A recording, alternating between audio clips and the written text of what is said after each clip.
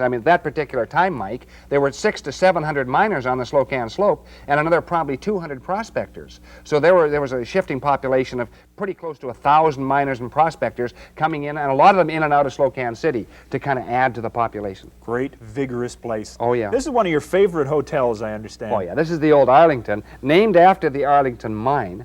And, you know, it was one of the grand hotels in the town. And there were a lot of hotels in the town, you know. I mean, there were a dozen down that gaudy Main Street, and that was quite a main street. It was a really wide street. We'll see that in a little bit later. Sure. I have in my hot little hand what looked to be the great equalizer. And I've heard of brass knuckles, but there's something about this set of brass knuckles which is different. It's quite unique. And very seldom will you find these in any museums anywhere, Mike. This is a set of brass knuckles worn by the girls in the Windsor Hotel in Slocan City. And the son of the original owner saved these for me, and I bought them from him some years ago, and he had got them from, his father had got them from one of the girls in the hotel, and it does not, as you can see, it cannot fit a man's, very seldom can men wear these particular set of brass knuckles. And if one of the men drinking at the bar got a little too arduous, one of the girls would reach under the counter, slip on these brass knuckles, and cool them off a little bit. Right now, it was a tough town. Badang! Yeah. Yeah, I like that. That's wonderful. Oh, yeah. Where would they get these? I mean, was the brass knuckle sort of something you could drop down to your local druggist and pick up? I mean, where'd you get something These could be sand cast, but they were made by manufacturers of brass and iron knuckles. And they traveling salesmen went around and sold them from town to town all through the West, because this was indeed the equalizer. And Gertie, the barmaid, said, "Oh, sure. What a nice pair." Yeah, indeed. I see some little filing marks in them, like they were sort of customized for her particularly large knuckles. Sure, because if you wore them incorrectly, you could break your knuckles, you see.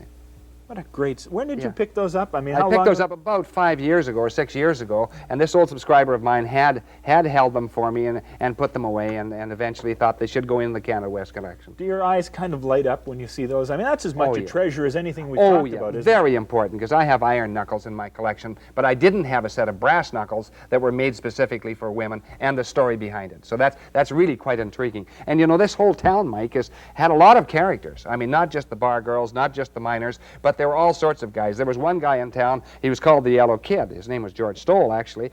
And the Yellow Kid was a well-known cartoon character at the turn of the century, but they called him the Yellow Kid because he always wore yellow. He wasn't a coward. No, he wasn't. No, he wasn't. But for 40 years or 50 years, as long as he was in Slocan City, here comes the Yellow Kid. And he was no kid by then. You know, he was in his 60s by the end of his tenure. Yellow shirt, yellow jackets and stuff. He was a... Sure. And, you know, he wasn't the only one. There was a guy called Cayuse Brown. And Cayuse Brown actually... He liked Brown, right? Yeah. He was, you know, Cayuse, because he had an old Cayuse, and he was up in a place called Crazy Jane Basin, which is up in that Lemon Creek country. Crazy Jane Basin. Oh, yeah, named after a woman who went quite mad up there. And he had a couple of prospects up there, and he made 2 trips to Slocan City. One in the spring, the early spring, and one in the fall, so he would get all his provisions. And he was kind of a strange individual, and he would load 150 pounds on his back, which was a heavy, heavy load, and then he would just stop, he thought, only briefly for one of the saloons for a little drink. Just as he was heading out of town? That's right. As he was heading out of town, he always swore he'd only have this one drink, and so he'd sit down, not take the pack off his back, because he was only going to have one drink. Yeah. And he would sit down with this 150-pound pack on his back and have one drink, and, well, I guess he'd have another drink. And then 5 hours later, he was still there, still sitting with a 150-pound pack on his back. Nobody's going to move him. And that was Cayuse Brown out of the Crazy Jane Basin. Out of the Crazy Jane Basin. The country was full of characters, and there was another guy called Ole Covington. And Ole Covington was an interesting guy. He was a high-stakes gambler and a professional gambler. And, of course, these professional gamblers toured the mining camps. They would go up into the Arlington and the Ottawa and the Chapleau and the Kylo and all these mining camps on payday. And they would get into a game of poker with miners who sometimes were notoriously poor losers. So Covington would come back in with several $1,000s in his pocket and all sorts of scars and sometimes a broken nose and a black eye because the miners didn't like the way the cards were coming out of the deck. And but he wasn't the only. And there were other gamblers there. A guy called Jimmy Bowes, who eventually was a hotel owner, both in Silverton and in Slocan City, and eventually in Kelowna. And he was a strange guy because he would bet on anything. He'd say, "I don't care, don't know what it's all about, I'll take one side, you take the other, take your choice."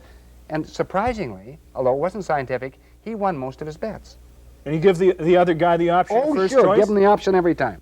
This is the famous Slocan, which was one of the CPR stern wheelers on Slokan Lake, launched in 1897, and it went up the lake, stopping at places like 4 Mile, which was Silverton, and then New Denver, and then at Rosebery, and then would come back with sacks of high-grade ore. Some of this high-grade ore, Mike, was 1,000 ounces to the ton. This was really high-grade stuff, and of course, everyone went down to the dock to meet the stern wheeler. That was the big social event of the day. And here they are, and here a considerable crowd, meeting the stern wheeler coming down from up lake, and of course the railroad comes right by here, and here's one of the wagons there, and a lot of them dressed up quite in their finery indeed. How often would the boat come to the dock? Usually I think it was every day for a while, and of course the schedule changed later on. I'd like to analyze that a little bit. What would draw people to the boat? I mean, what would be coming off the boat? Would the latest goods? Would they get the first deal? Would they get the best price? Would they? A lot of people they knew from up lake. A lot of people who were going up lake to catch the boat on the way up lake. Mm-hmm. Some people who were coming in, see what kind of ore, what news there was from Sandon, what news there was from New Denver and Silverton itself. Mm-hmm. So it was the only social event. I mean, there wasn't TV then, Mike. Oh. And would they meet the train with the same enthusiasm? Not quite as much. But in some towns, if there was only the train, but usually the boat was the big drawing card. And here's one of the trains. This is old 1310, Columbia and Western, a CPR train. And these are some of the boys posing for their picture, probably around 1915. And I'm guessing at that. We haven't the exact date on that, but a remarkable photograph. And this is very close to the wharf.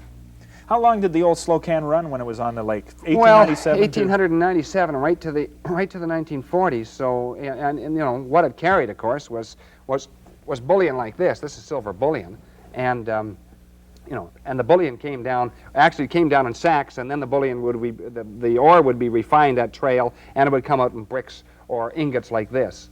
And of course, Trail was, you know, at one time one of the great silver smelters of the continent. And at 1,000 ounces of silver to the ton, there were a lot of ingots produced out of the Slocan slope. Some of those mines in the Slocan slope were staggering. There were a number of mines, Mike, that produced 1 million ounces of silver, 2 million ounces of silver, 3 million. You know, the Rico and the Goodenough and the Slocan Star and the Silversmith and the famous mine called the Standard out of Silverton, which was just to the east of Silverton, produced over 10 million ounces. I mean, these are massive silver mines. And massive amounts of money generated for the owners of the mines, for the prospectors. Yeah. Did they make any money? Did the actual workers make substantial money in those days? Were there bonuses for? Well, or was it a 50 cents a day? No, it wasn't. It was about $3 a day. It varied a little bit from year to year. And the workers were pretty good workers, and they worked actually 365 days a year. Some years they worked 366. Guess when? I would assume a leap year. Wrong. What? The shift changed at the end of the year. What a heck of a deal. All right, you got me on that. Other thing, we were taking a look at photographs. Yeah. Were these photographs courtesy of the newspapermen at the time? Or was there another person? Was the photographer different than the newspaperman? No, the photographer was usually entirely separate from the newspapers because the newspapers couldn't publish photographs at that particular time, Mike. But there were professional photographers going through and taking pictures of these towns, usually for promotion, promotion efforts. That's why you see so many photographs of the main street of Slocan City, which is pretty impressive. That's right, and the hotels that we've talked about and all those kinds of things. 1897 it began. It really boomed when the fire went through Sandon. Yeah. When did it begin to collapse? Well, 1901, when Slocan City became a city, it started to slip after that. So there was a big lumber manufacturing plant there that went broke in 1904, 1905, and by 1906, the major mine, which was the Arlington mine, there was the Ottawa and the Arlington and a lot of other mines in the area, it closed down. And when it closed down, within about 1906, 1907, instead of 600-odd miners and 200-odd prospectors, there were about 300 miners and prospectors on the Slocan slope. And this directly affected the town or the city of Slocan City. And here you see Slocan City. This is a mining town in decline. It's sort of quiet now. Yeah, it is indeed. And it shows what is happening. Many of the hotels are closed down and boarded up. And we look down the old wide main street, and it was made that wide so teams coming to and from the docks could pass on the main street without any difficulty. And but it was slipping. It was definitely slipping. Boardwalks are of so great interest to you, a collector, because things would drop through the boardwalk and stay in a pristine state till you arrived. That's right. A lot of people have today use metal detectors and everything else. But I went into Slocan City in the 1960s, Mike, and started screening, using some of the original photographs, and started screening the boardwalks. And these are some of the coins, with the exception of the gold one, which was typical of some of the coins that were found there. And there's a gold $2.50 US one. And a number of gold coins were found in Slocan City. All the rest of these coins I found, and a lot of others as well, under the boardwalk. I picked up somewhere between 100 and 200 coins under two different sections of the boardwalk in Slocan City. And most of these, Mike, were old coins, and almost all of them were silver, $half size. And the strange thing about it, about 200 metal detector men had come right through, swept some of these areas, but they missed. Why did they miss? Well, I don't know. Some of them were probably very, very good at their trade, but they did miss. I went over and screened it, and of course, when you use a screen instead of a metal detector, the screen doesn't miss anything. I also find a little chunk of gold in there. This must be from another story, eh? Yeah, I guess it is. That's fascinating. How many coins in all did you think you found there? Well, I found between 100 and 200, plus some poker chips and so on, you know. Yeah. Do you think there's anything left over there now? Well, actually, there probably is, although that particular section of the boardwalk, Mike, has been fairly well cleaned out. This is called the Two Friends Hotel. Yeah. This is the hotel you did your digging in front of. This is one of the two places, one of the two major places, and it stood until a few years ago. And the Two Friends Hotel was named after the Two Friends mine, and one of a number of hotels in town. And so I examined that particular photograph, noted the width of the boardwalk, which was about 8 feet, and then screened on the outer edge of the boardwalk, and then looked in certain hot spots. That would be where there'd be a knot in the boardwalk that had dropped away, and the coins would have rolled down through there. And if it wasn't any room between there and the actual street level, where kids couldn't get under, because when we were kids in Rossland, we went straight under, pick up these coins, and run off and go to the moving picture, which cost us a whole nickel or a dime at that time. Now, what did the people who lived in the town still think about this guy coming in and digging up under where their sidewalks were? Well, they didn't mind, because they knew that a lot of them were subscribers of mine. I had quite a few subscribers in Slocan City, sure. And they also knew that any of those coins I dug, and I kept them for the collection and displayed them, and have displayed them intermittently in museums over the ensuing years. So this wasn't done for $1. They knew that. They knew where I was coming from. All righty. Going to take a break here, and when we come back, there is the ever-popular missing treasure story, okay? Actually, there are two. We'll discuss one. All right. We're going to do that when we come back from this break as we continue our discussion about Slocan City. Don't go away.